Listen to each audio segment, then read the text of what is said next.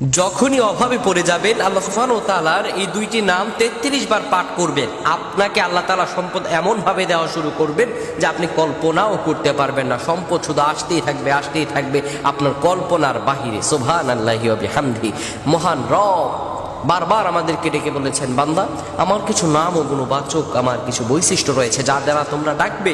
আপনি যদি এই দুইটি নাম 33 বার পাঠ করতে পারেন, এমনভাবে সম্পদ আপনার আসা শুরু হবে যে এগুলো গণনা করেও আপনি শেষ করতে পারবেন না। সুবহানাল্লাহ। গায়বী খাজানা থেকে আপনাকে রিজিক দিয়ে ভরপুর করে দিবেন। যারা দীর্ঘদিন ধরে ঋণগ্রস্ত আছেন, বিভিন্ন অভাবগ্রস্ত আছেন, খারাপ অবস্থায় আছেন, আপনার এই আমলটা করেন, আল্লাহ তাআলা আপনার সব দোয়া কবুল করে নেবেন। প্রিয় ভাইরা আমার, আপনি যখন বিপদে পড়ে যাবেন, অভাবগ্রস্ত হয়ে যাবেন, আপনি যদি এই দুইটি দোয়া 33 বার করে পাঠ করতে পারেন, আল্লাহ রাব্বুল আলামিন আপনার নসিব খুলে দিবেন। এত সম্পদ আপনার আসবে আপনি কল্পনা করতে পারবেন না।